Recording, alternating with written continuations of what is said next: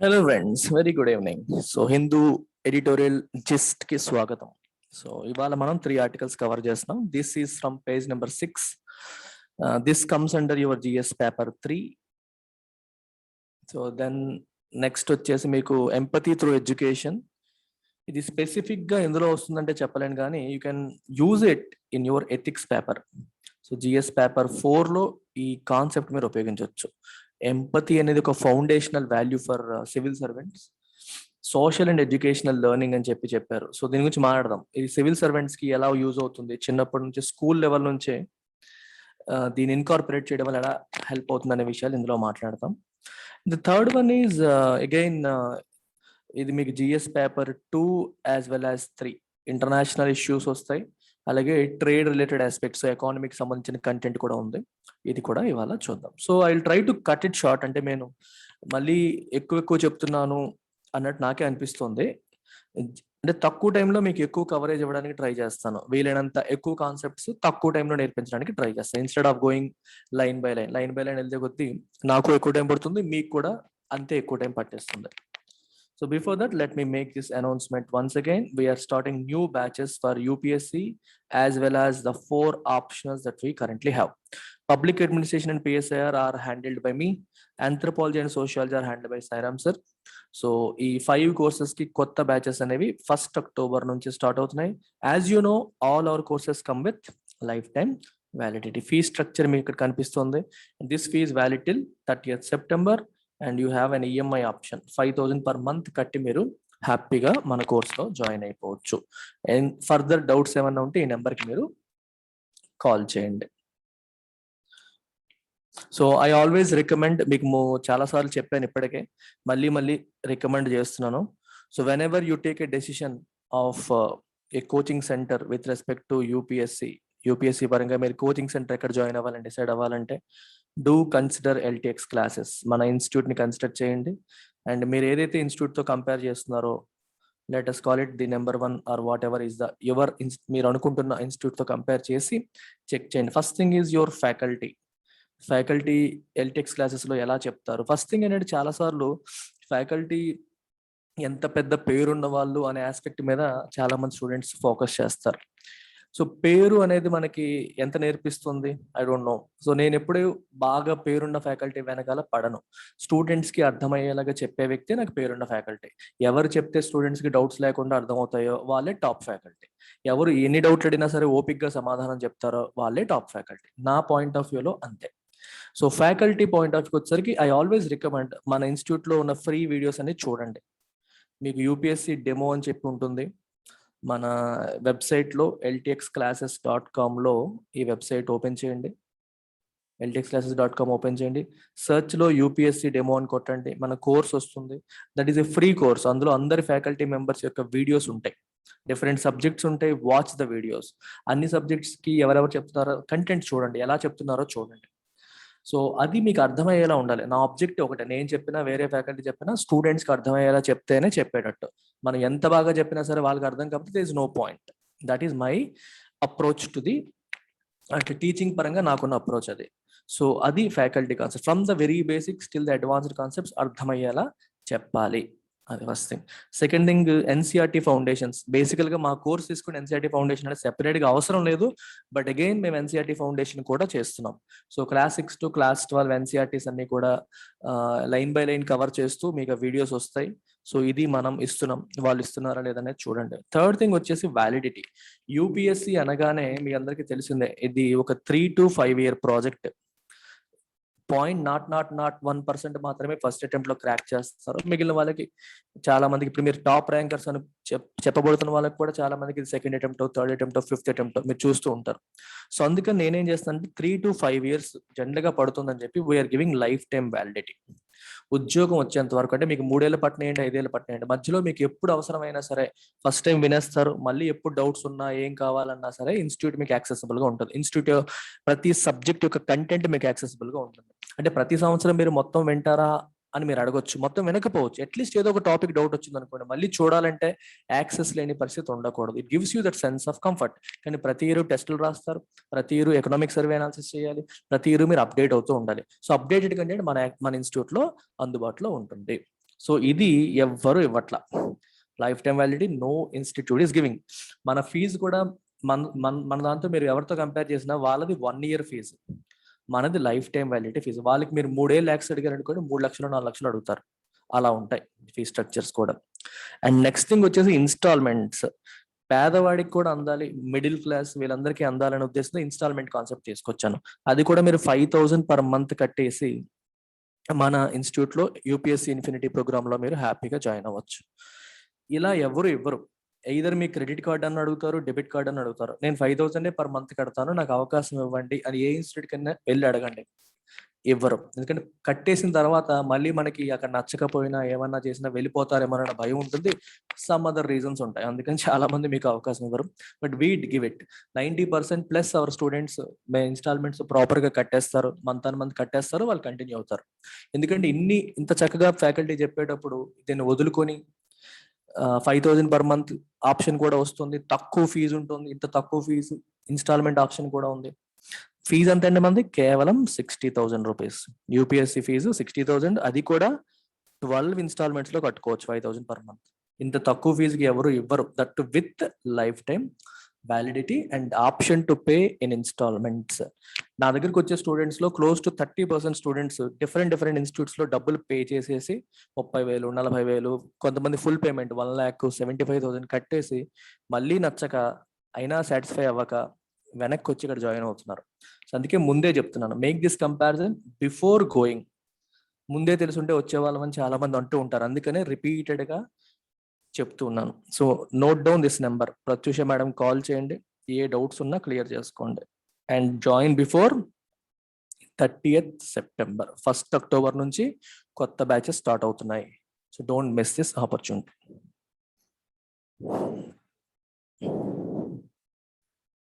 So let's begin today's first editorial, the relative income subjective well-being connect. So 2 పదాలు వచ్చేసాయి. So let's understand these words. First income అంటే మనకు తెలుసు. Income అంటే ఏంటి? ఆదాయం.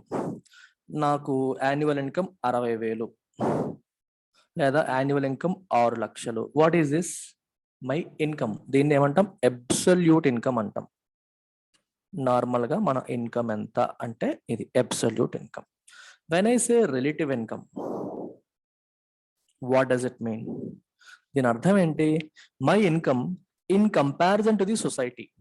నేను ఏ సొసైటీలో ఉన్నానో ఆ సొసైటీ యొక్క ఇన్కమ్ తో కంపేర్ చేస్తే నా ఇన్కమ్ ఎంత? సొసైటీలో అందరికంటే ఎవడు ఎక్కువ సంపాదిస్తున్నాడు వాడితో పోల్చుకుంటే నా ఇన్కమ్ ఎంత? సొసైటీ యొక్క యావరేజ్ ఇన్కమ్ ఎంత, దాంతో పోల్చుకుంటే నా ఇన్కమ్ ఎంత? నా ఇన్కమ్ ఎక్కువ ఉందా తక్కువ ఉందా? అది రిలేటివ్ ఇన్కమ్. అర్థమైందా మీకు?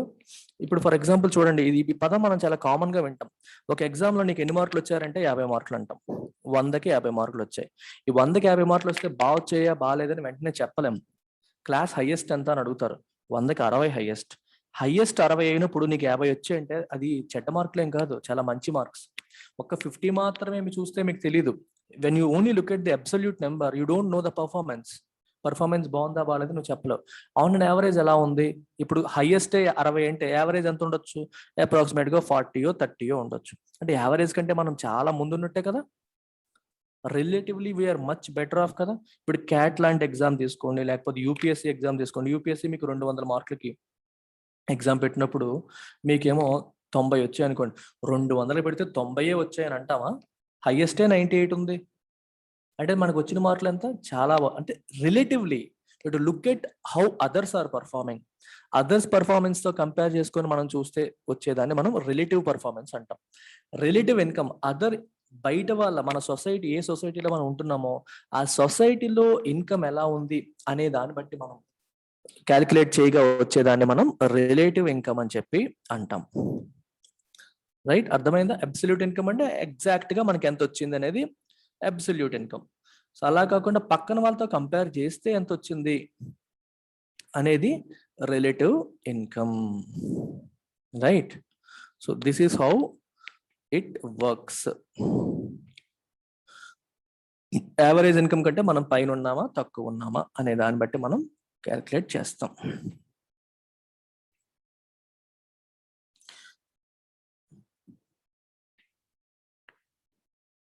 ఒక్క నిమిషం. ఇక్కడ ఇంకొక పదం కూడా వాడారు, రిలేటివ్ ఇన్కమ్ అనే పదం వాడారు, రెండోది సబ్జెక్టివ్ వెల్ బీయింగ్ అనే పదం వాడారు. జనరల్ గా ఒక కంట్రీ బాగుందా లేదా, లేదా ఒక వ్యక్తి బాగున్నాడా లేదా, అంటే బాగా హ్యాపీగా ఉన్నాడా లేదా అని తెలుసుకోవడానికి ఏం చేస్తున్నారు? కామన్ గా అందరూ చేసేది ఏంటి? ఇన్కమ్ ఎంత, వాడు ఆదాయం ఎంత. ఆదాయం బాగుంటే అతను బాగున్నట్టు, ఆదాయం బాగాలేకపోతే అతను బాగాలేనట్టు. So everything is link to money, everything is link to income. అది కూడా ఎటువంటి ఇన్కమ్? Absolute income. చూడండి, ఎక్కువ జీడిపి ఉన్న కంట్రీస్ బాగున్నట్టు, ఎక్కువ జీడిపి లేని కంట్రీస్ ఏమో బాగాలేనట్టు, ఇలా డిసైడ్ చేస్తున్నారు. Is this correct? కాదు. ఈ ఆర్టికల్లో ఏం చెప్తున్నారంటే there is a link between relative income and subjective well being. Two things. Direct గా మనీని బట్టి ఇన్కమ్ ఎక్స్పెండిచర్ అప్రోచ్ బట్టి ఒకటి హ్యాపీగా ఉన్నాడా లేదా మనం చెప్పలేం. సబ్జెక్టివ్, ఇంకో పదం వచ్చేసింది, ఆబ్జెక్టివ్ సబ్జెక్టివ్ అనేవి రెండు పదాలు. Objective subjective. సబ్జెక్టివ్ అంటే based on your personal opinion, based on your opinion. Objective is completely fact based, only facts based గా ఉండేదాన్ని ఆబ్జెక్టివ్ అంటాం. సబ్జెక్టివ్ అంటే కంప్లీట్లీ, అంటే మీకు పర్సనల్ ఒపీనియన్ కూడా వస్తుంది, పర్సనల్ ఒపీనియన్ మీద కూడా బేస్ చేసుకొని ఇవ్వడాన్ని మనం సబ్జెక్టివ్ అంటాం. మీకు ఎగ్జాంపుల్ చెప్పండి, సబ్జెక్టివ్ వెల్ బీయింగ్ అని అన్నారు అనుకోండి. ఒక అబ్బాయి ఉన్నాడు, అతనికేమో నెలకి 4,000 రూపాయలు ఆదాయం వస్తుంది. అంతే, ఎంత వస్తుంది? 4,000 రూపాయలు ఆదాయం వస్తుంది. అతనేమో ఒక బాగా పల్లెటూరులో ఉంటున్నాడు. ఆ పల్లెటూరులో అతనికి 2,000 రూపాయలు చాలు హ్యాపీగా బతికేయచ్చు నెలకి. 2,000 రూపాయలతో చాలా లో కాస్ట్ ఆఫ్ లివింగ్ తో చాలా హ్యాపీగా బతికేయచ్చు. ఇప్పుడు మీరు ఆబ్జెక్టివ్ అనాలిసిస్ చేసేటప్పుడు ఏమంటారు?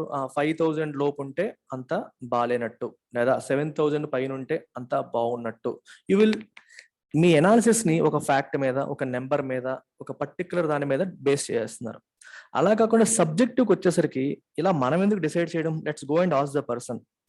ఇతని దగ్గరికి వెళ్ళి, బాబు నువ్వు హ్యాపీయేనా, నీకు వచ్చిన ఆదాయంతో నువ్వు హ్యాపీగా ఉన్నావా అంటే, నేను చాలా హ్యాపీగా ఉన్నానండి అన్నాడు అనుకోండి, అది subjective well being. Subjective involves his personal opinion. అర్థమైందా? ఆబ్జెక్టివ్ వచ్చేసరికి ఇవన్నీ మనం పట్టించుకోం, సబ్జెక్టివ్ లో అతని ఒపీనియన్ కూడా పట్టించుకుంటాం.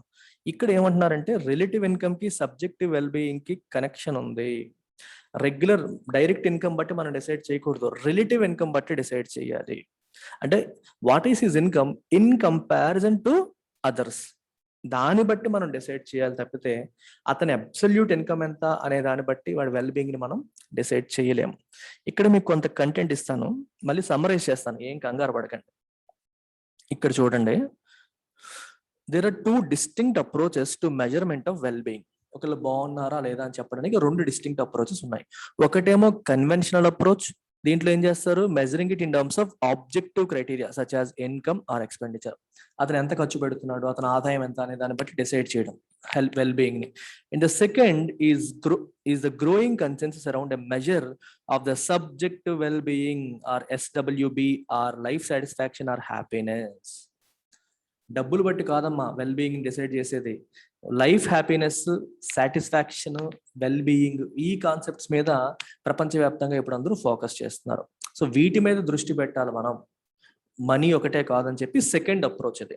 సో ఈ సెకండ్ అప్రోచ్ లో చూడండి, it takes in to account not just objective criteria such as income but also individual characteristics including age, gender, schooling, religion, cost, marital status, health, employment, social networks and overall economic and natural environment. మీకు చెప్పాను, అదే 4,000 రూపాయలతో సిటీలో ఉంటే వాడికి సరిపోకపోవచ్చు, పల్లెటూరులో సరిపోకపోవచ్చు, పెళ్లి అయితే సరిపోకపోవచ్చు, పెళ్లి కాకపోతే సరిపోవచ్చు, అబ్బాయి అయితే సరిపోకపోవచ్చు, అమ్మాయి అయితే సరిపోవచ్చు, అన్ని ఫ్యాక్టర్స్ ఉంటాయి. అందుకే ఓన్లీ ఇన్కమ్ క్రైటీరియా బట్టేసి మీరు డిసైడ్ చేయకూడదు. ఈ సబ్జెక్టివ్ వెల్ బీయింగ్ అనాలిసిస్ లో ఏం చేస్తారంటే అతని పర్సనల్ అన్ని కండిషన్స్ ని దృష్టిలో పెట్టుకొని డిసైడ్ చేస్తారు. చూసారా, ఇక్కడ ఏంటంటే most importantly perceptions of individuals about their experience of whether they are better off, just the same or worse off. Only objective criteria numbers బట్టి ఒకళ్ళ వెల్ బీయింగ్ ని మనం డిసైడ్ చేయలేము. అండ్ ఆ వ్యక్తి యొక్క ఒపీనియన్ ఏంటి, ఇప్పుడు ఒకడు బాగున్నాడా లేదని వాళ్ళని వీళ్ళని అడగడం ఎందుకు, ఎంత ఆదాయం వస్తుందని అడగడం, తన్నే అడుగు డైరెక్ట్ గా, do you think you are happy అని మీరు అడిగారు అనుకోండి, ఇంత ముందు కంటే ఇప్పుడు బాగున్నానండి, ఐఎమ్ వెరీ హ్యాపీ అండి అన్నాడు అనుకోండి, దెన్ హీఈస్ గుడ్ కదా, ఇంకేం కావాలి మీకు? That is the concept of subjective well-being. I hope you have got it. Two things amma, objective, subjective. ఇందులో only based on facts, figures. దీంట్లో సోషల్ కండిషన్స్, వాళ్ళు ఎక్కడ ఉన్నారు, ఎలా ఉన్నారు, ఎటువంటి ప్లేస్ లో ఉన్నారు, వాళ్ళ పర్సెప్షన్స్, వాళ్ళ యొక్క ఒపీనియన్ ఏంటి, వాళ్ళు బాగున్నామని వాళ్ళు అనుకుంటున్నారా లేదా, ఇవన్నీ చూసేది సబ్జెక్టివ్ వెల్బీయింగ్ అనాలిసిస్. ఓకే, ఇది సెకండ్ అప్రోచ్, ఇది ఫస్ట్ అప్రోచ్. ఈ ఎడిటోరియల్లో ఈ పర్టికులర్ సెకండ్ అప్రోచ్ గురించి మాట్లాడుతున్నారు. ఈ సెకండ్ అప్రోచ్ మంచిదా కాదా, ఈ సెకండ్ అప్రోచ్ కి రిలేటివ్ ఇన్కమ్ అనేది ఎంతవరకు దోహదపడుతుంది, అంటే ఓన్లీ ఇన్కమ్ బట్టి చెప్పలేకపోతున్నాగా, రిలేటివ్ ఇన్కమ్ బట్టి ఏమైనా చెప్పగలుగుతామా లేదా అనేది సెకండ్ అప్రోచ్ లో తెలుసుకునే ప్రయత్నం చేస్తున్నారు.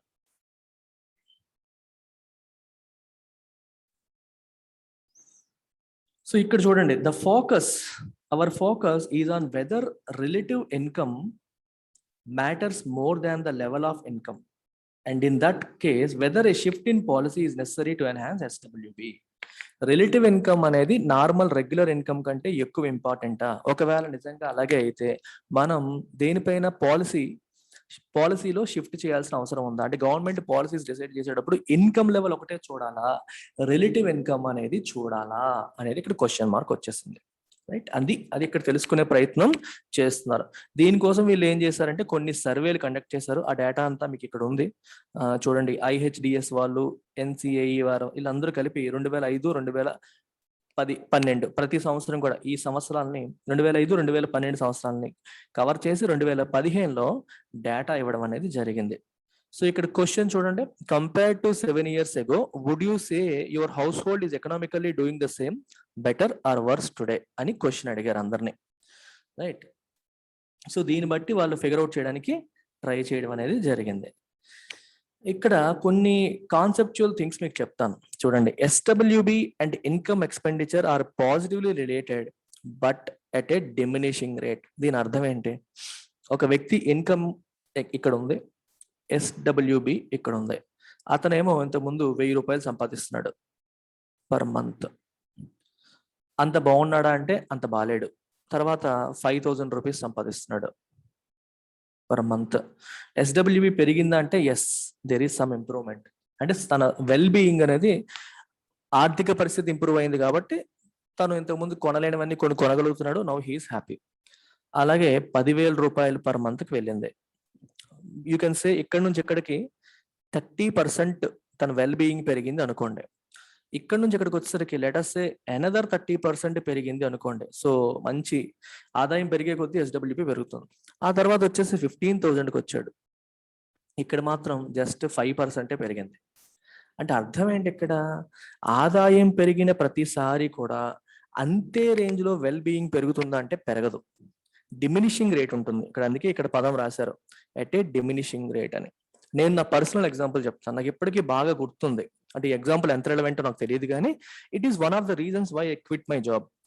నేను ఫస్ట్ టైం నా MBA కంప్లీట్ చేసిన తర్వాత, ఆ ఫస్ట్ టైం నాకు జాబ్ వచ్చినప్పుడు నా శాలరీ ఏమో 2 లక్షల రూపాయలు, నెలకి కాదు సంవత్సరానికి. 2006లో మొట్టమొదటిసారి ఇన్ఫోసిస్ లో పనిచేస్తున్నప్పుడు 2 లక్షల రూపాయలు జీతం. జాయిన్ అయిపోయాను. ఆ తర్వాత 2 సంవత్సరాలు పనిచేశాను. తర్వాత పనిచేసిన తర్వాత మానేసి నేను MBA చేసి క్యాట్ రాశాను. క్యాట్లో 99% వచ్చింది. MBA చేశాను. MBA కంప్లీట్ అయిపోయిన తర్వాత 2010లో మళ్ళీ మధ్యలో జాబ్ మానేసి MBAకి వచ్చేసాను. MBA అయిపోయిన తర్వాత మళ్ళీ జాబ్లోకి వెళ్ళాను, కార్పొరేట్ జాబ్లోకి. అప్పుడేమో నా శాలరీ వచ్చేసి 8.5 lakhs. ఇది యాన్యువల్ ఇన్కమే 2010లో.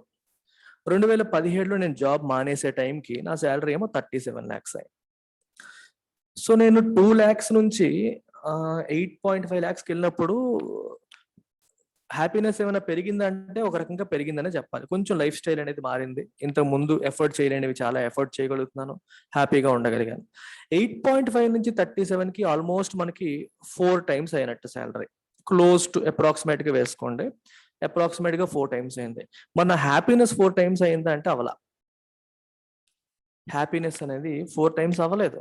సో ఒక సర్టెన్ లెవెల్ దాటిపోయాక రిటర్న్స్ అనేవి diminishing.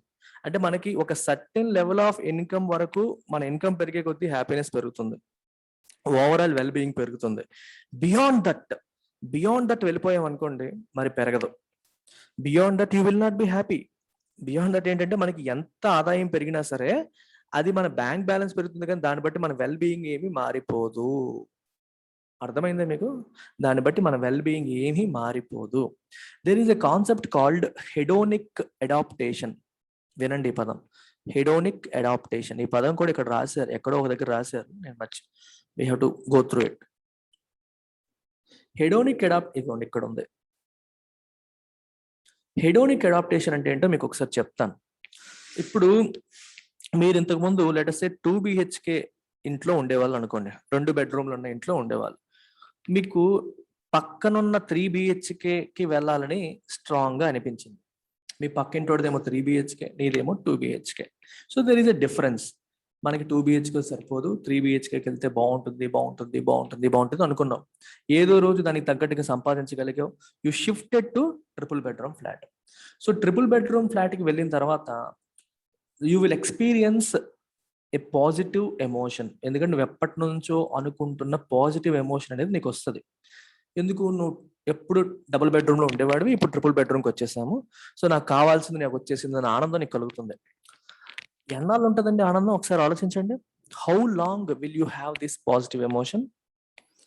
Only temporarily. So that is called transitory. Transitory అంటే టెంపరీగా మాత్రమే ఉంటది. కొన్నాళ్ళు అయిపోయాక నీ మైండ్, నీ బాడీ అంతా కూడా ఈ ట్రిపుల్ బెడ్రూమ్ కి అడ్జస్ట్ అయిపోతుంది. ఇది ఏముందిలే, ఆల్రెడీ అయిపోయింది కదా. నువ్వు మారినప్పుడు మాత్రమే, ఆ ట్రాన్సిషన్ పీరియడ్ లో మాత్రమే ఆనందాన్ని ఎక్స్పీరియన్స్ చేస్తావు. వన్స్ యూ గెట్ దేర్, ఒక 4-5 నెలలు, ఒక 3 నెలలు అయిపోయాక నీ సరదా తీరిపోతుంది. సరదా తీరిపోయాక you don't feel that positive emotion any more. You will feel normal. ఇందులో పెద్ద గొప్పే ఉంది అన్నట్టుగా నీకు నార్మల్ అయిపోతుంది. అది నెగిటివ్ ఎమోషన్ కూడా అదే వర్తిస్తుంది. ఇంతకుముందు ట్రిపుల్ బెడ్రూమ్ ఇంట్లో ఉండేవాడివి, తర్వాత ఆర్థిక పరిస్థితులు అనుకూలించక డబుల్ బెడ్రూమ్కి వచ్చావు అనుకో, ఫస్ట్ లో డిస్కంఫర్ట్ ఫీల్ అవుతావు, నెగిటివ్ ఎమోషన్. హ్యాపీగా ఉండేవాడిని అక్కడ, ఇక్కడేమో ఇలాగ తగ్గిపోయి, అవకాశాలు తగ్గిపోయాయి, మనకి వసతులు తగ్గిపోయాయి అనుకుంటాం. కొన్నాళ్ళకి మనం అడ్జస్ట్ అయిపోతాం. అది హ్యూమన్ నేచర్. చేంజ్కి తగ్గట్టుగా హ్యూమన్ ఆలోచన, బాడీ అంతా అడాప్ట్ అయిపోతుంది. అడాప్ట్ అయిపోవడం వల్ల మనకి ఎమోషన్ అనేది కొన్నాళ్ళకి మించి మారదు. అర్థమవుతుందా మీకు? అంటే ఒక డబ్బు ద్వారా, ఇప్పుడు నీకు ఈ రోజు డబ్బు సంపాదించడం వల్ల నువ్వు సెకండ్ బెడ్రూమ్, డబుల్ బెడ్రూమ్ నుంచి ట్రిపుల్ బెడ్రూమ్కి వెళ్ళొచ్చు. వెళ్ళినంత మాత్రాన నీ లైఫ్ అంతా మారిపోయింది, నా సోషల్ వెల్ బీయింగ్ మారిపోయింది అనుకోవడానికి లేదు. అది ఓన్లీ టెంపరీగా మాత్రమే, టెంపరీగా మాత్రమే మారుతుంది, అంతేగాని ఒకేసారి మొత్తం మారిపోదు అని చెప్పి అర్థం అనమాట.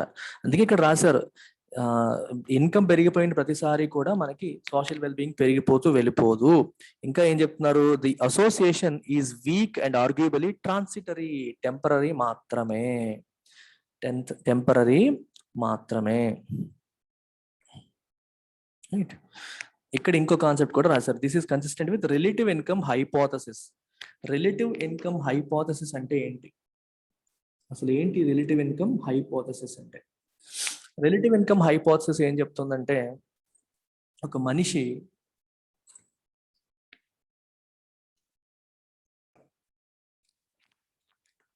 రిలేటివ్ ఇన్కమ్ హైపోథసిస్ ఏం చెప్తుంది? ఇందాక మనం మాట్లాడుకున్నట్టు మన ఇన్కమ్ పెరిగే కొద్దీ మనం హ్యాపీగా అయిపోతామని కాదు. కాకపోతే జనరల్ గా people have a tendency to compare themselves. అంటే నువ్వు ఇక్కడ ఉన్నావు, నీ చుట్టుపక్కల కొన్ని ఫ్యామిలీస్ ఉన్నాయి, చుట్టుపక్కల ఫ్యామిలీస్తో కంపేర్ చేస్తే నేను ఎలా ఉన్నాను అని ట్రై చేస్తారు. మీరు ఇక్కడ 4-5 కాన్సెప్ట్స్ నేను కవర్ చేస్తాను, కేర్ఫుల్ గా వినండి. ఎడిటోరియల్ అనే కాదు, దీని నుంచి I want you to pick up some stuff. So there is a concept called MPC, marginal propensity to consume. Marginal propensity to consume. Propensity అంటే లైక్లీహుడ్, కన్జ్యూమ్ అంటే ఖర్చు పెట్టడానికి, మార్జినల్ అంటే ఎక్స్ట్రా ఎంత అని అర్థం. ఇప్పుడు ఒక పేదవాడు ఉన్నాడు, పూర్ మ్యాన్ ఉన్నాడు, ఒక రిచ్ మ్యాన్ ఉన్నాడు. నేను మీకు ఒక క్వశ్చన్ అడుగుతాను, who is more likely to consume when you give them money అని అడిగాను అనుకోండి, ఏం చెప్తారు మీరు? ఎక్స్ట్రా ఇన్కమ్ వచ్చినప్పుడు పేదవాడు మరియు రిచ్ పర్సన్లో ఎవరు ఎక్కువ ఖర్చు పెట్టే అవకాశం ఉంది అని అడిగితే చాలా మంది రిచ్ అని చెప్పి అనేస్తారు. పేదోడి దగ్గర డబ్బులు లేవు కాబట్టి దాచుకుంటాడు, రిచ్ ఖర్చు పెడతాడు అని అనుకుంటారు. But that is wrong. Poor has more marginal propensity to consume than rich. ఎందుకంటే రిచ్ కి అన్ని నీడ్స్ ఫుల్ఫిల్ అయిపోయాయి. తనకు కావాల్సినవన్నీ కూడా ఫుల్ఫిల్ అయిపోయాయి. బేసిక్ నీడ్స్, కింద లెవెల్ నీడ్స్ అన్ని కూడా ఫుల్ఫిల్ అయిపోవడం వల్ల రిచ్‌కి ఎక్స్‌ట్రా డబ్బిస్తే he will save it. Invest చేస్తాడు లేదా దాచుకుంటాడు. కానీ పూర్‌కి ఎప్పుడైనా మనీ ఇచ్చారనుకోండి, తను విపరీతంగా ఖర్చు పెడతాడు. ఎందుకు ఖర్చు పెడతాడో తెలుసా? There are many needs which are unfulfilled. ఎందుకంటే పక్కింటోడు, ఎదురింటోడు సైకిల్ కొనుక్కున్నాడు. వాళ్ళ అమ్మాయి అడిగింది కొనుక్కోలేకపోయాడు. వాళ్ళు దానిమ్మ పళ్ళు తెచ్చుకొని తింటున్నారు. వీళ్ళేమో తినలేకపోతున్నారు. వాడు పండక్కి మంచి బట్టలు కొనుక్కున్నారు. వీళ్ళు కొనుక్కోలేకపోయారు. ఇలా ఎన్నో చెయ్యాలి అనుకుని చెయ్యలేకపోయిన అన్‌ఫుల్‌ఫిల్డ్ నీడ్స్ పూర్‌కి ఎక్కువగా ఉంటాయి. అర్థమైందా? పూర్‌కి ఎక్కువ ఉంటాయి. అందుకే whenever they get extra money they immediately spend. దాచుకునే పద్ధతి కాకుండా స్పెండ్ చేయడానికి ఇష్టపడతారు. ఎందుకంటే అన్‌ఫుల్‌ఫిల్డ్ నీడ్స్ చాలా ఎక్కువ ఉంటాయి. దాన్నే మనం మార్జినల్ ప్రొపెన్సిటీ టు కన్జ్యూమ్ అని చెప్పి అంటాం. అలాగే ప్రతి వ్యక్తి కూడా తన దగ్గర ఆదాయం ఉండేటప్పుడు he will continue to spend. దాన్ని స్పెండ్ చేయడానికి ట్రై చేస్తాడు. ఎప్పుడు పక్కింటోడు మనకంటే ఎక్కువ స్పెండ్ చేస్తున్నాడు, మనమేమో స్పెండ్ చేయలేకపోతున్నాం. ఎదురింటోడు మనకంటే ఎక్కువ ఖర్చు పెడుతున్నాడు అంటే బెటర్ క్వాలిటీ ఆఫ్ లైఫ్ వాళ్ళు అనుభవిస్తున్నారు, మనం అనుభవించలేకపోతున్నాము అనిపిస్తే we have a tendency to spend. ఎందుకంటే వాళ్ళకి మనకి ఉన్న ఈ కన్జంప్షన్ గ్యాప్ ఏదైతే ఉందో దాన్ని తగ్గించడానికి ట్రై చేస్తారు. People don't like that. వాళ్ళు రిచ్, మేము తక్కువ, వాళ్ళు ఎక్కువ, మేము తక్కువ అనే ఫీలింగ్ ని ఇష్టపడరు. ఆ గ్యాప్ తగ్గించడానికి ట్రై చేస్తారు. అంటే మీరు ఎలా బతుకుతున్నారో మేము అలాగే బతుకుతున్నాం అని చెప్పే ప్రయత్నం చేయడానికి ట్రై చేస్తారు. మీకు అర్థమైందా? గ్యాప్ తక్కువ ఉంటే హీఈస్ హ్యాపీ, గ్యాప్ ఎక్కువ ఉంటే he is not happy. Are you getting this? This is the central crux of this editorial. Relative income hypothesis ఏం చెప్తుందో అర్థమవుతుందా? People use up more of their income than richer people. Richer people దగ్గర కంటే వీళ్ళు ఎక్కువగా ఖర్చు పెట్టేస్తూ ఉంటారు. ఎందుకని? They want to close the consumption gap. వీళ్ళు ఎప్పుడు 5,000 ఖర్చు పెట్టేవారు నెలకి, రిచ్ పర్సన్ ఏమో 10,000 పెడుతున్నాడు. నేను కూడా 10,000 పెట్టాలి, అందుకే ఎక్స్ట్రా ఇన్కమ్ వస్తే వెంటనే ఖర్చు పెట్టడానికి ట్రై చేస్తూ ఉంటారు. రైట్. అందుకే ఒక ఫ్యామిలీ యొక్క ఇంకా ఏం చెప్తుంది రిలేటివ్ ఇన్కమ్ హైపోథసిస్? ఒక ఫ్యామిలీ యొక్క కన్జంప్షన్ అనేది depends partly on it's income relative to other families. Other families తో కంపేర్ చేస్తే మన ఇన్కమ్ ఎలా ఉంది అనే దాని మీద కూడా ఆధారపడుతుంది. మీకు అర్థమవుతుందా? కన్జంప్షన్ గ్యాప్ ఎక్కువగా ఉందంటే అది తగ్గించడానికి ట్రై చేస్తారు. నేను ఎక్కువ ఖర్చు పెట్టాలి అనుకుంటారు. హ్యాపీనెస్ కూడా దాని మీద డిపెండ్ అయిపోతుంది. పక్కనోడితో కంపేర్ చేసుకోవడం అనేది చాలా చాలా కామన్ గా హ్యూమన్స్ కి ఉండే ఒక అలవాటు. హ్యూమన్స్ కు ఉండే అలవాటు.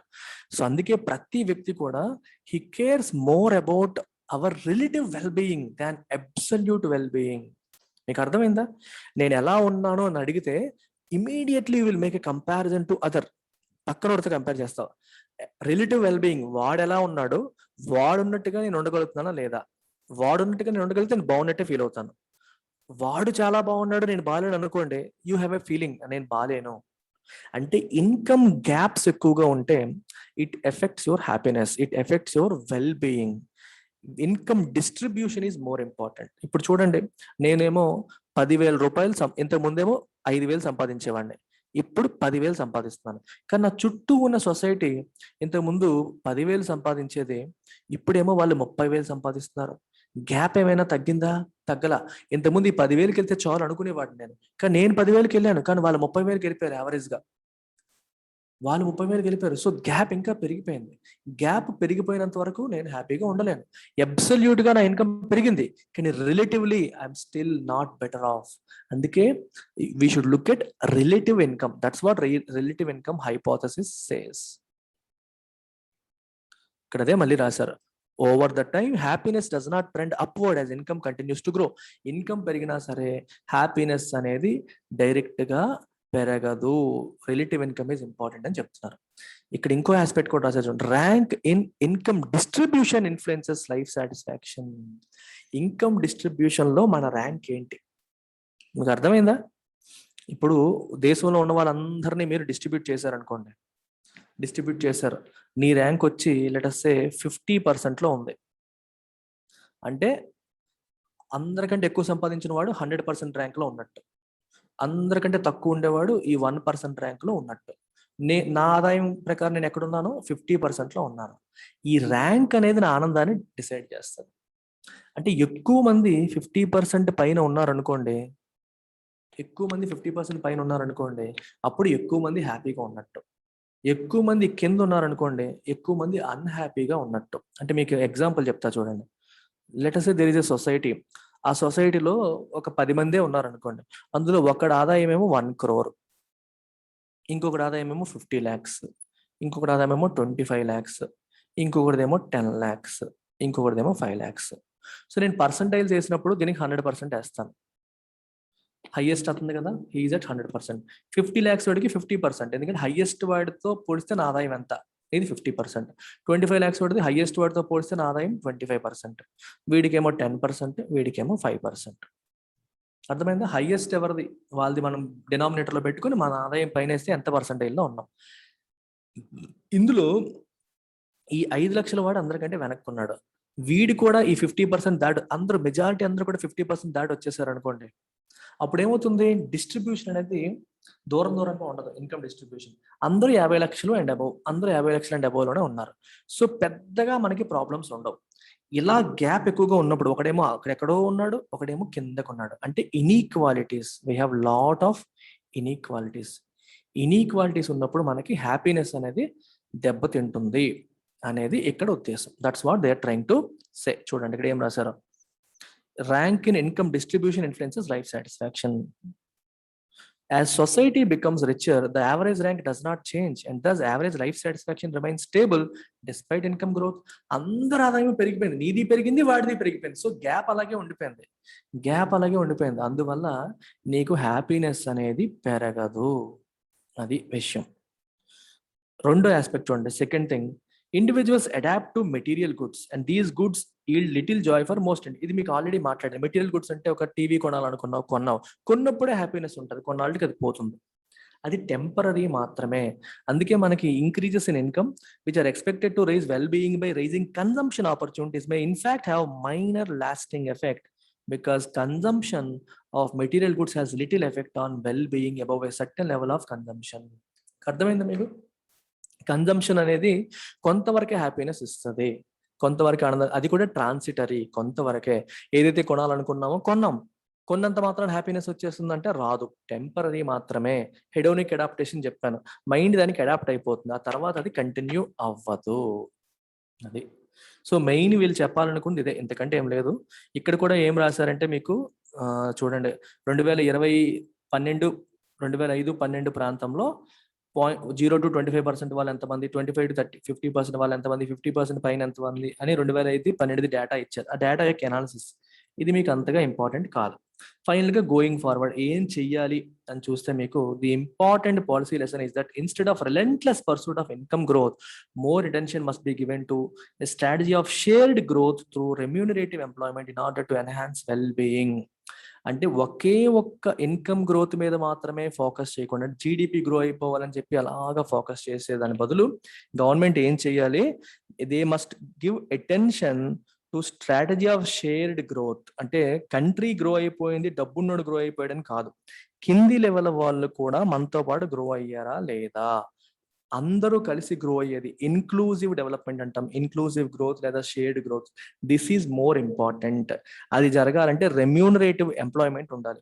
అంటే అందరికీ ఎంప్లాయ్మెంట్ అందించాలి, అది కూడా రెమ్యూనరేటివ్ గా ఉండాలి. అంటే లాభసాటిగా ఉండాలి, ప్రాఫిటబుల్ గా ఉండాలి, పడే కష్టానికి తగ్గట్టుగా వాళ్ళకి ఇన్కమ్ రావాలి, అప్పుడే అవుతుంది. సో బేసికల్ గా this entire thing is an exercise to reduce inequalities. అంటే ఇన్ఈక్వాలిటీస్ ని తగ్గించండి అన్నట్టుగా చెప్తోంది. రిలేటివ్ ఇన్కమ్స్ పెరగాలంటే ఇన్ఈక్వాలిటీస్ తగ్గాలి. Reduce inequalities only then social wellbeing, ఈ సబ్జెక్టివ్ వెల్బీయింగ్ అనేది పెరుగుతుంది. That's about it. Second article వచ్చేసి empathy through education. What is empathy? Empathy అంటే ఇక్కడే ఇచ్చేసారు, నేను ఎందుకు మళ్ళీ చెప్పడం, ఇక్కడే మీకు క్లియర్ గా రాశారు చూడండి.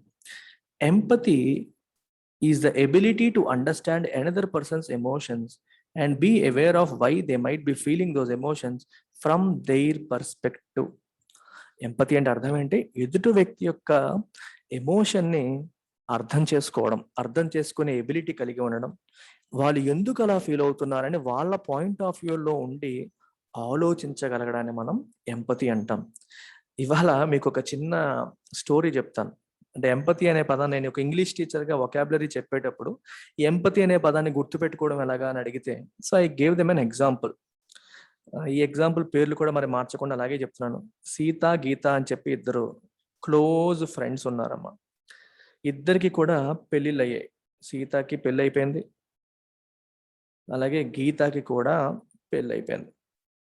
పెళ్ళి అయిన తర్వాత ఒకరోజు సీత కాల్డ్ అప్ గీతకి కాల్ చేసింది, ఫోన్ కాల్ చేసింది. ఫోన్ కాల్ చేసి సో సీత గీత అని అడిగింది, హౌ ఆర్ యూ గీత అని అడిగింది. రైట్, ఇప్పుడు మనం 2 సినారియోస్ తీసుకుందాం. Scenario 1, scenario 2. మొదటి సినారియోలో గీత వాళ్ళ mother in law is a very good person, చాలా మంచి ఆవిడ, తన కూతురులాగా చూసుకుంటుంది. గీత అంటుంది ఐఎమ్ ఎక్స్ట్రీమ్లీ హ్యాపీ. సారీ, ఓకే, గీత వాళ్ళ mother in law is not a good person but a bad person. నా అత్త నాకు బాగా నరకం చూపించేస్తుంది, షీఈ్ ఎ బ్యాడ్ లేడీ, నేను ఎంత బాగుండేదాన్ని, ఇప్పుడు నాకు సుఖం లేదని చెప్పి తను నెగిటివ్గా రియాక్షన్ ఇచ్చింది, హ్యాపీగా లేనని చెప్పింది.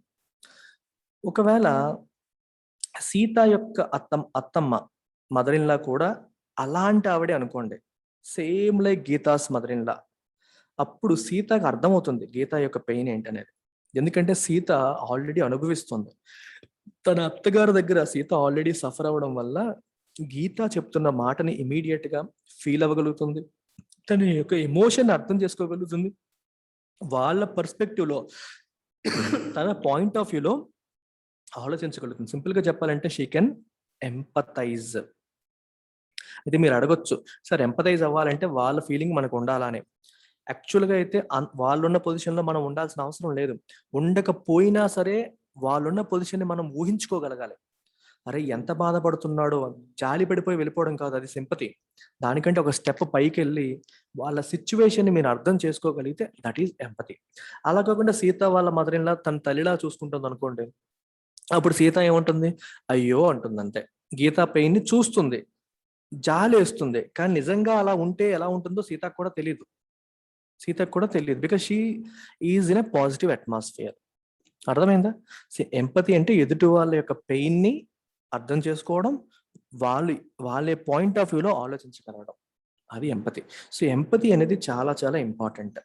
అలాగే ఇక్కడ ఏం రాస్తున్నారంటే మీరు ఈ ఆర్టికల్లో సోషల్ అండ్ ఎడ్యుకేషనల్ లెర్నింగ్ అనేది చాలా, ఇట్ ఈస్ నాట్ ఫ్లఫ్, అదేదో టైం పాస్ కి మాట్లాడేది కాదు, it is an important goal in education. మన ఇండియన్ ఎడ్యుకేషనల్ సిస్టమ్ లో రెండింటికి ఇంపార్టెన్స్ ఇస్తారు. ఒకటి literacy, 2 numeracy, language skills, number skills, ఈ రెండింటిపైన ఇంపార్టెన్స్ ఎక్కువగా ఇస్తారు. అయితే 3వది ఏంటి, social and educational learning. Social and educational learning అంటే ఎంపతి ఒకటేమో, అందులో ఫస్ట్ థింగ్ ఏంటమ్మా, ఎంపతి. 2వది ఏంటి, theory of mind. Key elements of SCL అని రాశారు చూసారా, they include cultivating empathy and theory of mind. Empathy అంటే ఎదుటి వాళ్ళ ఎమోషన్ అర్థం చేసుకోవడం, మరి థియరీ ఆఫ్ మైండ్ అంటే అర్థం ఏంటి, ability to understand others' intentions, knowledge and beliefs and recognize that those might be different from your own. మీ పాయింట్ ఆఫ్ వ్యూకి ఇంకొకళ్ళు ఇంకో మాట చెప్పారు అనుకోండి, ఏదో ఒక విషయంలో మీరు మాట్లాడుతున్నారు, రిజర్వేషన్ గురించి మాట్లాడుతున్నారు, నేనేమో ఓపెన్ కేటగిరీకి చెందిన వాడిని, నేనేమో రిజర్వేషన్స్ వల్ల మెరిట్ ఉన్న వాళ్ళు సఫర్ అవుతున్నారు, రిజర్వేషన్స్ ఉండకూడదని వాదించాను. ఒక దళిత స్టూడెంట్ వచ్చి రిజర్వేషన్స్ ఉండాలని చెప్పి వాదించినప్పుడు నువ్వు ఇమీడియట్ గా నువ్వు కోపం అయిపోయి వీళ్ళు ఇలాగే అంటారు, వీళ్ళ వల్ల మన లైఫ్ పోతుంది అనుకోవడం ఒక పద్ధతి. 2వది అతని పాయింట్ ఆఫ్ వ్యూ ఏంటి, అతని నాలెడ్జ్ ఏంటి, అతను ఏం సఫర్ అయి ఉంటాడు, ఇవన్నీ అర్థం చేసుకొని ఆలోచించి రికగ్నైజ్ చేసి మీరు రియాక్ట్ అవ్వగలగడం, అది theory of mind. Ability to understand others intentions, అతని ఇంటెన్షన్ ఏంటి, ఎందుకు అతని మాట అంటున్నాడు, అతనికి ఉన్న నాలెడ్జ్ ఏంటి, బిలీఫ్స్ ఏంటి, వీటిని అర్థం చేసుకోగలడం థియరీ ఆఫ్ మైండ్. అందుకే ఇక్కడ ఏం రాస్తారు, రీసెర్చ్ ఏం చెప్తుంది, students with greater social skills and emotional regulation are more likely to have success. Greater social skills మరియు ఎమోషనల్ రెగ్యులేషన్ అంటే ఎమోషన్స్ ని రెగ్యులేట్ చేసుకోగలిగే వాళ్ళు are more likely to have success. మీరు ఎథిక్స్ పేపర్లో GS4 there is a chapter called emotional intelligence. Emotional intelligence అని చెప్పి ఒక సెపరేట్ చాప్టర్ ఉంది మీకు.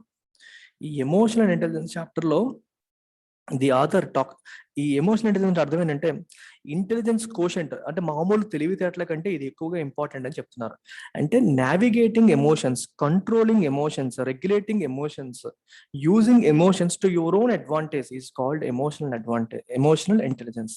అంటే మనకి కోపం వచ్చినా ఏదొచ్చినా దాన్ని రెగ్యులేట్ చేసుకోవడం, కోపం వచ్చినా సరే ఎక్స్ప్రెస్ చేయకుండా ఆపగలడం, ఆనందాన్ని కూడా అవసరమైనప్పుడే బయట పెట్టడం, లేకపోతే కంట్రోల్ చేసుకోవడం. కొన్నిసార్లు కోపంలో తప్పులు చేస్తాం. ఎమోషనల్లీ ఇంటెలిజెంట్ పర్సన్ తన కోపాన్ని అదుపు చేసుకుంటాడు, రెగ్యులేట్ చేసుకుంటాడు. అలాగే ఎదుటి వాళ్ళు మనతో కోపంగా ఉన్నారంటే ఆ కోపం ఎందువల్ల ఉన్నారో అర్థం చేసుకుంటాడు. So emotional intelligence involves understanding others emotions, అంటే ఎంపతి కాంపొనెంట్ ఉంటుంది, రెగ్యులేటింగ్ అవర్ ఓన్ ఎమోషన్స్, మన ఎమోషన్స్ ని అదుపు చేసుకోవడం ఉంటుంది, and using emotions to your advantage. అంటే నువ్వు మంచి నెగిటివ్ ఎమోషన్ లో ఉన్నావు అనుకో, అంటే నువ్వు చాలా బాధగా, ఇప్పుడు నేను ఉన్నాను అనుకోండి, ఎల్టీఎక్స్ క్లాసెస్ కి ఈ మంత్ సరిగ్గా అడ్మిషన్స్ కాలేదనుకోండి, it is a negative emotion. ఎంత కష్టపడుతున్నాం, ఎంత బాగా చెప్తున్నాం, ఎంత క్వాలిటీ ఇస్తున్నాం, అయినా ఎందుకు అవ్వట్లేదు అనేది ఒక నెగిటివ్ ఎమోషన్. ఆ నెగిటివ్ ఎమోషన్ వచ్చినప్పుడు నేను తల కొట్టుకొని బాదుకొని ఫీల్ అయ్యి ఉంటే మంచిదా, లేకపోతే ఎందుకు ఇలా జరుగుతుంది, is there something we are doing wrong, మనం ఏమైనా తప్పు చేస్తున్నామా, ఇంకా బెటర్గా ఏమైనా చేయొచ్చా, మనం ఇక్కడ ఏమైనా ఇంప్రూవ్ చేయొచ్చా, సర్వీసెస్ ఏమైనా పెంచాలా, ఇంట్రోస్పెక్షన్ చేయడానికి ఉపయోగించాలనుకోండి, ఒకవేళ 1-2 తప్పులు ఏమైనా ఉంటా అవి కరెక్ట్ అయిపోతాయి. అర్థమైందా? ఆ కరెక్ట్ అయిపోయి నేను ఇంకా బెటర్ పర్సన్ గా మారే అవకాశం అనేది ఉంటుంది. ఎమోషనల్ ఇంటెలిజెంట్ పర్సన్స్ అవన్నీ చేస్తారు. ఇవి ఉండాలి, ఇవి సివిల్ సర్వెంట్స్ కి ఎమోషనల్ ఇంటెలిజెన్స్ అనేది అవసరం అని చెప్పి ఎథిక్స్ లో మనం చదువుతాం. మీరు చూడండి, రేపు పొద్దున్న ఎవడో ఒకడు మిమ్మల్ని తిడతాడు ఆఫీస్లో, ఒక పొలిటీషియన్ మిమ్మల్ని తిట్టొచ్చు, మీకు చాలా చిరాకు వస్తుంది. ఆ చిరాకులో ఫ్రస్ట్రేట్ అయ్యి చాలా మంది సూసైడ్ చేసుకుంటారు, మీ మీద ప్రెషర్ పెడతారు, ప్రెషర్ తట్టుకోలేక ఆత్మహత్య చేసుకుంటారు, రైట్? లేకపోతే తప్పుడు ఏవో గాబరపడిపోయి తొందరపాటు నిర్ణయాలు తీసుకుంటారు. ఎమోషనల్ కంట్రోల్ లేకపోతే ఇలాంటివన్నీ జరుగుతాయి. అదే స్కూల్ సిస్టమ్ నుంచి, చిన్నప్పటి నుంచే స్కూల్ కరిక్యులంలోనే SL social and educational learning అనేది మనం ఇన్కార్పొరేట్ చేస్తే వాళ్ళకి ఇలాంటి ఎమోషనల్ రెగ్యులేషన్ కూడా వస్తుంది కదా, వాళ్ళకి సక్సెస్ అయ్యే అవకాశం ఎక్కువగా ఉంటుంది. Better social skills, emotional regulation ఉన్న వాళ్ళు సక్సీడ్ అవ్వడానికి అవకాశం ఎక్కువగా ఉందని చెప్పి ఇందులో చెప్తున్నారనమాట.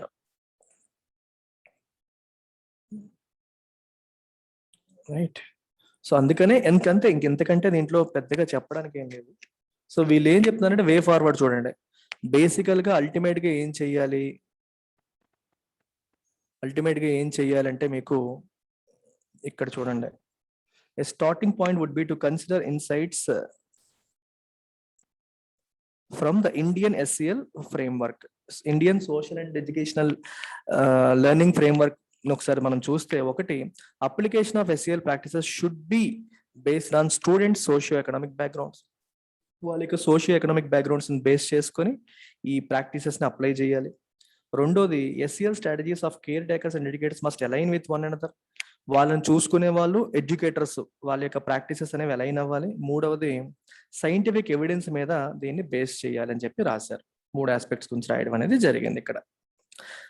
అల్టిమేట్ గా ఇదంతా మీకు అవసరం లేదండి. అల్టిమేట్ గా మీరు చూడాల్సిన విషయం అంతా ఒకటే, ఏంటంటే స్కూల్లో పిల్లలకి న్యూమరసీ, లిటరేచర్తో పాటు సోషల్ అండ్ ఎడ్యుకేషనల్ లెర్నింగ్ అనేది కావాలి. It gives you multiple skills. Regular కరికులంతో పాటు మనం ఈ ఎడిషనల్ స్కిల్స్ మనం ఇచ్చినప్పుడు చూడండి, ఇక్కడ కమ్యూనికేషన్ స్కిల్స్ ఇంప్రూవ్ అవుతాయి, నలుగురితో ఎలా మాట్లాడాలో తెలుస్తుంది, కొలాబరేటివ్ స్కిల్స్, నలుగురితో కలిసి పని చేయడం తెలుస్తుంది, కొలాబరేషన్ అంటే వర్కింగ్ టుగెదర్, క్రిటికల్ థింకింగ్, కొత్తగా ఆలోచించడం, ఒక ప్రాబ్లమ్ ని సాల్వ్ చేయడం, ప్రాబ్లమ్ సాల్వింగ్ ఎబిలిటీ, క్రియేటివిటీ, ఇది కొత్తగా ఆలోచించడం, ఇలాంటి స్కిల్స్ అన్ని మనకి సోషల్ అండ్ ఎడ్యుకేషనల్ లెర్నింగ్ కూడా ఉంటే పెరుగుతాయి. So governments must focus on incorporating this as part of new education పాలసీలో దీని గురించి రాశారు. ఇప్పుడు కోవిడ్ వల్ల ఆల్రెడీ మన యొక్క ఎడ్యుకేషన్ రిథమ్ అనేది దెబ్బతినింది, ఎందుకంటే సిలబస్లు తగ్గించాల్సి వస్తుంది, తక్కువ టైంలో ఎక్కువ చెప్పాల్సి వస్తుంది, ఓవరాల్ గా రీసెట్ అయిపోయింది. ఈ టైంలో మనం పాజిటివ్ గా ఉపయోగించేసి, పాజిటివ్ గా వాడుకొని రాబోయే కరికులంలో SEL కి ఇంపార్టెన్స్ ఇవ్వడం అనేది ఇంపార్టెంట్ అని చెప్పి చెప్తున్నారు. న్యూమరసీ, లిటరసీతో పాటు SEL కి కూడా ఈక్వల్ ఇంపార్టెన్స్, ఇదేదో ఎక్స్ట్రా చాప్టర్ లాగా పెట్టేయకుండా it should be part of or integral curriculum. It should be integral to our curriculum అనమాట. ఇక్కడ ఏదో రాశారు చూడండి, the lockdown provided an unintended reset which afforded an opportunity for positive change. As a sustainable development goal outlines, policymakers now have to ensure that future changes prioritize inclusive and equitable quality education and promote lifelong learning opportunities for all. అందుకనే దీన్ని incorporate చేయాలి మనం అనేది ఇక్కడ ఉద్దేశం. మూడో చూడండి, holding TNCs accountable. Accountable అంటే జవాబుదారీతనం, అంటే వాళ్ళు తప్పు చేస్తే వాళ్ళు సమాధానం చెప్పేలాగా, వాళ్ళకి ఇచ్చిన బాధ్యత వాళ్ళు నిర్వర్తించకపోతే మనం అడిగితే వాళ్ళు సమాధానం చెప్పేలాగా ఉండడాన్ని అకౌంటబిలిటీ అంటాం. టిఎన్సి అంటే అర్థం ఏంటి? Transnational company. మనం we are more used to the word MNC, multinational company వినుంటారు. అంటే ఒక కంపెనీ మోర్ దాన్ వన్ కంట్రీలో ఉందనుకోండి, అది మల్టీనేషనల్ కంపెనీ లేదా transnational company. Example Google, Facebook, Apple, ఇవన్నీ కూడా they have operations in multiple countries. ఈ ఆర్టికల్లో ఈయన ఏం చెప్తున్నారో చూడండి ఒకసారి. ఈయన ఏమంటారంటే bilateral investment treaties can be harnessed in this effort. Harnessed అంటే యూజ్డ్ అని, మేడ్ యూజ్ ఆఫ్ అని అర్థం. హార్నెస్డ్ అంటే మేడ్ యూజ్ ఆఫ్, దాన్ని ఉపయోగించుకున్నట్టు అని అర్థం అనమాట. ఇక్కడికి ఇంపార్టెంట్ ఆస్పెక్ట్ చూడండి ఒకసారి. మల్టిపుల్ నేమ్స్ వస్తాయి మీకు. Bit, bilateral investment treaty. Let us సే యుఎస్ ఉంది, ఇండియా ఉంది. యుఎస్ మరియు ఇండియా మధ్యలో ఒక బైలేటరల్ ఇన్వెస్ట్మెంట్ ట్రీటీ వచ్చింది అనుకోండి. ట్రీటీ అంటే ఒప్పందం. దీన్ని బట్టి ఏమవుతుంది, అమెరికాకి చెందిన MNC multinational company can invest in India, అలాగే ఇండియాకి చెందిన MNC can invest in US. మన దేశానికి చెందిన వాళ్ళు అమెరికాలో, అమెరికాకి చెందిన కంపెనీస్ మన దేశంలో పెట్టుబడులు పెట్టినప్పుడు ఎటువంటి ప్రిన్సిపల్స్ ని ఫాలో అవ్వాలి అని చెప్తూ రాసేదే ఈ బైలేటరల్ ఇన్వెస్ట్మెంట్ ట్రీటీ. ఇండియాకి యూకేకి మధ్యలో, ఇండియాకి నెదర్లాండ్స్ కి మధ్యలో, ఇండియాకి ఆస్ట్రేలియాకి మధ్యలో, ఇలా చాలా మంది రెండు వేరు దేశాల మధ్యలో ఈ ట్రీటీస్, ఈ ఒప్పందాలు అనేవి సైన్ చేస్తూ ఉంటారు. దాంట్లో ఇక్కడ ఏమంటున్నారు, ఇలాంటి ఒప్పందాలను మనం ఉపయోగించుకొని ఏం చేయాలి, ఈ మల్టీనేషనల్ కంపెనీస్ ని అకౌంటబుల్ చేయాలి అంటున్నాడు. ఇలా ఎందుకు అంటున్నాడో కూడా చూడండి. ఇప్పుడు ఈ ఒప్పందాలు చేసినప్పుడు ఏమంటారంటే, ఇప్పుడు అమెరికాకి చెందిన ఒక కంపెనీ ఇండియాలో పెట్టుబడి పెట్టింది అనుకోండి. లెట్ us సే గూగుల్ వచ్చి ఇండియాలో పెట్టుబడి పెట్టింది. వాళ్ళు పెట్టుబడి పెట్టి కోట్ల ఫండింగ్ పెట్టేసిన తర్వాత ఇండియా సడన్ గా రూల్స్ మార్చేసింది అనుకోండి. బిజినెస్ క్లైమేట్, బిజినెస్ సంబంధించిన రూల్స్ మార్చేసి గూగుల్ మీద ఏవో కేసులు వేసేసి మాకు ఎంత ఇవ్వండి అంత ఇవ్వండి అని అడిగింది అనుకోండి. అప్పుడు ఏమవుతుంది, ఆ ఒప్పందంలో ఏం చెప్పారో చెక్ చేస్తారు. అంటే ఒక విదేశీ కంపెనీ మన దేశంలో పెట్టుబడి పెట్టినప్పుడు వాళ్ళకి ప్రొటెక్షన్ గా, అంటే మనం తర్వాత వాళ్ళని హరాస్ చేయకుండా, తర్వాత వాళ్ళని ఇబ్బంది పెట్టకుండా, మనం తర్వాత రూల్స్ మార్చేసి వాళ్ళని నాశనం అయ్యేలా చేయకుండా కొన్ని ప్రొటెక్షన్స్ ఆ కంపెనీస్కి ఉంటాయి. అవన్నీ ఎందులో ఉంటాయి, ఈ ట్రీటీలో మెన్షన్ చేస్తారు. మీకు వడాఫోన్ కేసు గుర్తుందా? వడాఫోన్ కి మన ఇండియాకి మధ్యలో కేసు కానీ, కేర్న్ ఇండియాకి మధ్యలో కేసు కానీ నడిచాయి. ఈ కేసుల్లో మన దేశం ఓడిపోయింది. మీకు గుర్తుందా? సుప్రీంకోర్టులో మనం గెలిచినప్పటికీ కూడా ఇంటర్నేషనల్ కోర్టుకి వెళ్ళేసరికి ఇండియా ఓడిపోయింది. ఎందుకు ఓడిపోయిందంటే బిఐటీస్ వాళ్ళకి ఫేవరబుల్ గా ఉన్నాయి. బైలేటరల్ ఇన్వెస్ట్మెంట్ ట్రీటీస్ అనేవి ఆ కంట్రీలకి, అంటే ఇండియాకి యూకేకి మధ్యలో జరిగిన బైలేటరల్ ఇన్వెస్ట్మెంట్ ట్రీటీ, అలాగే ఇండియాకి నెదర్లాండ్స్ కి మధ్యలో జరిగిన బిఐటి వల్ల those things were favourable to those companies.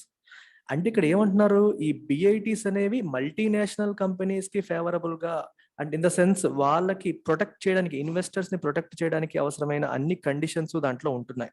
కానీ వాళ్ళకి అకౌంటబిలిటీ ఫిక్స్ చేయట్లేదు, వాళ్ళకంటూ ఎటువంటి బాధ్యత ఇవ్వట్లేదు, జవాబుదారీతనం అనేది లేదు. ఎంతసేపు వాళ్ళని ప్రొటెక్ట్ చేయడానికి అందులో కండిషన్స్ రాస్తున్నారే తప్పితే వాళ్ళు మన దేశానికి వచ్చి బిజినెస్ పెట్టుకొని ఇక్కడ సంపాదించుకున్నందుకు వాళ్ళకు ఉండాల్సిన బాధ్యత ఏంటి, వాళ్ళు చెయ్యాల్సినవి చెయ్యకపోతే ఏం చెయ్యాలి, how do we fix accountability ఎలా ఫిక్స్ చేస్తాం అనే అంశాల మీద చర్చ జరగట్లేదు. ఈ విషయంలోనే ఇక్కడ చూడండి, the United nations working group on human rights, transnational corporations and other businesses published a new report on human rights compatible international investment agreements. Next time మీరు BITs, బైలేటరల్ ఇన్వెస్ట్మెంట్ ట్రీటీస్ మీరు చేసినా సరే, ఇంటర్నేషనల్ అగ్రిమెంట్స్ చేసినా సరే, human rights ని violate చేయకూడదు. Human rights ని violate చేయకుండా వాటిని కాంపాటిబుల్ గా, మానవ హక్కుల ఉల్లంఘన జరగకుండా వాటికి కంపాటబుల్ గా ఉండేలాగా మీరు చెయ్యాలి. అదే రాస్తున్నారు ఇక్కడ. It urges states to ensure that their bilateral investment treaties are compatible with international human rights obligations. International human rights obligations ని దృష్టిలో పెట్టుకొని చెయ్యాలి. It emphasizes investor obligations at the international level, the accountability of TNCs in international law. వీళ్ళకి ప్రొటెక్షనే కాదు, accountability కూడా ఉండాలి, వీళ్ళకి obligation కూడా ఉండాలి అనేది ఇక్కడ చెప్పడం జరిగింది. దానికోసం ఇంతకు ముందు పాస్ట్ ఎఫర్ట్స్ అని రాశారు. ఇంతకు ముందు 1975లో యుఎన్ జనరల్ అసెంబ్లీలో ఈయన ఏమన్నారంటే, ఈ మల్టీనేషనల్ కంపెనీస్ కి కోడ్ ఆఫ్ కండక్ట్ ఉండాలి, should articulate standards of conduct, వీళ్ళు ఎలా ప్రవర్తించాలనే దానికి కోడ్ ఆఫ్ కండక్ట్ ఉండాలని చెప్పి 1975లో చెప్పారు. తర్వాత అలా మల్టీలేటరల్ కోడ్ ఆఫ్ కండక్ట్ తీసుకురావడానికి ట్రై చేశారు, కానీ due to differences between developed and developing countries it was abandoned. కానీ తీసుకురాలేదు. అంటే ఒక కంపెనీ వివిధ దేశాల్లో బిజినెస్ చేస్తున్నప్పుడు వాళ్ళు ఎలా ప్రవర్తించాలి అని చెప్పి ఒక కోడ్ ఆఫ్ కండక్ట్ చేద్దామని అనుకున్నారు. అన్ఫార్చునేట్లీ జరగలేదు. అదే ఇక్కడ రాస్తూ వచ్చారు. An integral feature of the neoliberal project was to use international law to institutionalize force of economic globalization, leading to the spread of BITs. Neoliberal అంటే ఫ్రీ మార్కెట్ క్యాపిటలైజేషన్, అంటే governments యొక్క కంట్రోల్ బాగా తగ్గి, కంపెనీస్ పైన, private sector పైన government యొక్క regulation బాగా తగ్గి, ఫ్రీ మార్కెట్, ఎవరైనా సరే బిజినెస్ చేసుకునే ఫ్రీ వాతావరణాన్ని కల్పించే ఈ కొత్త పాలసీని మనం నియోలిబరల్ పాలసీ, నియో లిబరలిజం అని చెప్పి అంటాం. లిబరల్, న్యూ లిబరల్ అనే మీనింగ్ వస్తుంది. సో దీంట్లో కూడా గ్లోబలైజేషన్ కూడా మీకు వివిధ దేశాలకి మధ్యలో ట్రేడ్ పెరిగింది, ఒక దేశానికి చెందిన వాళ్ళు ఇంకో దేశంలో పెట్టుబడులు పెడుతున్నారు, వ్యాపారాలు చేస్తున్నారు. ఇవన్నీ చేయడం వల్ల ఏమవుతుందంటే బిట్స్ కూడా స్ప్రెడ్ అయ్యాయి. బైలేటరల్ ఇన్వెస్ట్మెంట్ ట్రీటీస్ అంటే మన కంపెనీ వాళ్ళు వేరే కంట్రీలో, వేరే కంట్రీలు మన దేశంలో ఇవన్నీ పెట్టడం జరిగింది. ఇవన్నీ చేస్తున్నప్పుడు ఏం చేశారంటే ఈ ట్రీటీస్ లో they promised protection to foreign investors అంటారు ఇంటర్నేషనల్ లా. ఈ వీళ్ళకి వేరే దేశంలో పెట్టుబడులు పెడుతున్నాము, ఆ దేశం ఏమైనా మనల్ని అలరబెట్టేస్తుందేమని చెప్పి వీళ్ళకి ప్రొటెక్షన్స్ పెట్టారు. అందులో ఆ దేశం మనల్ని ఏమీ చేయకూడదు, చేస్తే ఇంటర్నేషనల్ కోర్టుకి వెళ్ళొచ్చు అన్నట్టుగా పెట్టడం జరిగింది. And imposing obligations on states అంటే గవర్నమెంట్స్ మీద ఆబ్లిగేషన్స్ పెట్టారు. ఇగో పలానా విదేశీ కంపెనీ మీ దేశానికి వచ్చింది, దీని మీద మీకు ఆబ్లిగేషన్ ఉంది. This structural asymmetry in BITs, which confer rights on foreign investors but impose no obligations, relegated the demand for investor accountability. The most important sentence for this ఈ ఎడిటోరియల్ లో ఇక్కడ చూడండి, చాలా ఇంపార్టెంట్ ఆస్పెక్ట్. ఇప్పుడు foreign investors కి ఏమి ఇచ్చారండి? Rights ఇచ్చారు, ప్రొటెక్షన్ ఇచ్చారు. ఇది ఫారిన్ ఇన్వెస్టర్, ఇల్లు స్టేట్ అంటే కంట్రీ. ఇక్కడ పెట్టుబడి పెట్టేటప్పుడు వీళ్ళ యొక్క హక్కులు ఏంటి, వీళ్ళకు ఉన్న ప్రొటెక్షన్స్ ఏంటి, అంటే ఈ కంట్రీ యొక్క పాలసీస్ వాళ్ళని నెగిటివ్ గా ఇంపాక్ట్ చేయకుండా హక్కులు ఏంటి, ప్రొటెక్షన్స్ ఏంటి అని చెప్పి ఈ బిఐటిలో రాశారు. ఇది ఇంకొక కంట్రీకి చెందిందే కదా, అలాగనమాట. అయితే వీళ్ళ మీద ఆబ్లిగేషన్లు ఏమో వీళ్ళ మీద పెట్టేశారు, స్టేట్ మీద ఆబ్లిగేషన్ పెట్టారు. వాళ్ళని చూసుకోవాల్సిన బాధ్యత మీది, మీరు తప్పుడు నిర్ణయాలు తీసుకోకూడదు, అది ఇది అని చెప్పి పెట్టారు. కంట్రీ మీద ఆబ్లిగేషన్ పెట్టారు, వాళ్ళకేమో రైట్స్ ఇచ్చారు అండ్ ఆబ్లిగేషన్స్ ఇవ్వలేదు. So where is the accountability? అందుకే రెలిగేటెడ్ అంటే తోసేసింది కిందకి. To assign and inferior position అని అర్థం. Assign and inferior position. Relegate అంటే తగ్గించేయడం. అకౌంటబిలిటీ అనే దాన్ని వెనక్కి తోసేసి రైట్స్, ప్రొటెక్షన్ మీద మాత్రమే ఫోకస్ చేశారు అనేది ఇక్కడ ఉద్దేశం అనమాట. So accountability is more important, అది వదిలేసి రైట్స్ ఫోకస్ మీద మాత్రమే ఫోకస్ చేశారు. అందుకే ఇక్కడ రాశాడు, the latest UN report is a step in that direction. ఏ డైరెక్షన్? ఇక్కడ చూడండి, 2011లో జాన్ రెగ్గి ఈయన UN special rapporteur on business and human rights. ఈయన the issue of holding TNCs accountable అనే విషయంలో ఒక రిపోర్ట్ ఇచ్చారు. ఆ రిపోర్ట్ ఇచ్చిన తర్వాత మీకు ఏమైందంటే చూడండి ఇక్కడ, in 2014 the UN Human Rights Council established an open-ended working group with the mandate to elaborate an internationally legally binding instrument on TNCs and other businesses concerning human rights. Human rights విషయంలో వీళ్ళని bind చేసేలాగా, legally binding, వీళ్ళు violations చేయకూడదు, వీళ్ళు వేటికి కట్టుబడి ఉండాలి అనే విషయంలో రకరకాల ఎఫర్ట్స్ పెట్టడం జరిగింది. ఆ తర్వాత కూడా వీళ్ళని అకౌంటబుల్ చేయడానికి మల్టిపుల్ ఎఫర్ట్స్ అనేవి జరుగుతూ ఉన్నాయి. ఫైనల్ గా ఇప్పుడు యునైటెడ్ నేషన్స్ వాళ్ళ రిపోర్ట్ అనేది వచ్చింది. సో అల్టిమేట్ గా వీళ్ళు ఏమంటున్నారంటే బిట్స్ ని ఉపయోగించి మీరు అకౌంటబిలిటీని ఎన్షూర్ చేయొచ్చు అని చెప్పి ఈ పర్టికులర్ ఆధార్ చెప్పడం అనేది జరుగుతుంది. Rest everything is same. రకరకాల ఎగ్జాంపుల్స్ ఇచ్చారు, అంతా కూడా సేమే, అంతే. So we have to bring in more reforms. ఈ ఇంటర్నేషనల్ ఇన్వెస్టర్స్ కి అకౌంటబిలిటీ ఫిక్స్ చేయాలి, అంటే వాళ్ళ పైన కూడా ఆబ్లిగేషన్స్ ఉండాలి. మీకు ఒక పదం చూడండి, రెండు రకాల పదాలు చెప్తాను ఇక్కడ. Positive obligation, negative obligation. ఈ రెండు పదాలు మీకు ఎథిక్స్ లో వింటారు. This should be your learning. ఇప్పుడు నేను ఒక 2 ఎగ్జాంపుల్స్ చెప్తాను, దాన్ని బట్టి మీకు పాజిటివ్ ఆబ్లిగేషన్ అంటే ఏంటి, నెగిటివ్ ఆబ్లిగేషన్ అంటే ఏంటో తెలుస్తుంది. Let us say the government should provide sanitation, should provide drinking water to people అన్నాను అనుకోండి. అది positive obligation, negative obligation? Positive. Government నుంచి ఒక అంశం వస్తుంది మనకి ఒక గవర్నమెంట్ ఒక సర్వీసెస్ అందించాలని చెప్తున్నాం, అది పాజిటివ్ ఆబ్లిగేషన్. ఇంకోసారి అంటాను, government should not curtail freedom of speech. అర్థమైందా? గవర్నమెంట్ ప్రజల యొక్క ఫ్రీడమ్ ఆఫ్ స్పీచ్ ని కట్ చేయకూడదు, కట్టేల్ చేయకూడదు, రెస్ట్రిక్ట్ చేయకూడదు. అది ఆబ్లిగేషన్. ఎటువంటి ఆబ్లిగేషన్? Negative obligation. అంటే మీరు ఏం చెయ్యకూడదు అని మీకు చెప్పారనుకోండి, ఇలా ఉండకూడదు, అలా ఉండకూడదు, నువ్వు స్కూల్కి లేట్గా రాకూడదు, నెగిటివ్ ఆబ్లిగేషన్. స్కూల్లో డిసిప్లిన్డ్ గా ఉండాలి, పాజిటివ్ ఆబ్లిగేషన్. అర్థమైందా? ఇలా ఉండాలి అని చెప్పేది పాజిటివ్ ఆబ్లిగేషన్, ఇలా ఉండకూడదు అని చెప్పేది నెగిటివ్ ఆబ్లిగేషన్. ఇప్పుడు ఈ కార్పొరేట్ కంపెనీస్ కి నెగిటివ్ ఆబ్లిగేషన్స్ ఉన్నాయి, ఏం చేయకూడదని చెప్తున్నారు, కానీ పాజిటివ్ ఆబ్లిగేషన్స్ లేవు. అంటే మీరు ఎక్కడైతే, ఫర్ ఎగ్జాంపుల్ చెప్తాను చూడండి, మీరు ఎక్కడైతే బిజినెస్ పెడుతున్నారో అక్కడ మీరు 5 వాటర్ బాడీస్ ని మీరు దత్తత తీసుకోవాలి అన్నారు అనుకోండి. ఎందుకంటే వీళ్ళు ఇండస్ట్రీలు పెట్టినప్పుడు కొంత పొల్యూషన్ జరిగింది. సో కొన్ని వాటర్ బాడీస్ మీరే దత్తత తీసుకోవాలి, మీరే వాటిని నీట్ గా మెయింటైన్ చేయాలి, ఇన్ని చెట్లు నాటాలి, ఎంత పర్యావరణానికి మీరు ప్లస్ చేయాలి, ఎంతమందికి ఎంప్లాయ్మెంట్ ఇవ్వాలి. ఇవన్నీ ఏంటి? Positive obligations. పొల్యూషన్ చేయకూడదు, హర్ట్ చేయకూడదు, ఇలా ఉండకూడదు, అలా ఉండకూడదు అని చెప్పేవి negative obligations. As of now negative obligations అనేవి పెడుతున్నారు ఇన్వెస్ట్మెంట్ ట్రీటీస్ లో, కానీ పాజిటివ్ ఆబ్లిగేషన్స్ అనేవి పెట్టట్లేదు. పాజిటివ్ ఆబ్లిగేషన్స్ కూడా పెట్టాలి, వాళ్ళకి అకౌంటబిలిటీ ఫిక్స్ చేయాలి అని చెప్తోంది ఈ particular editorial. Okay, take care మరి, బాయ్.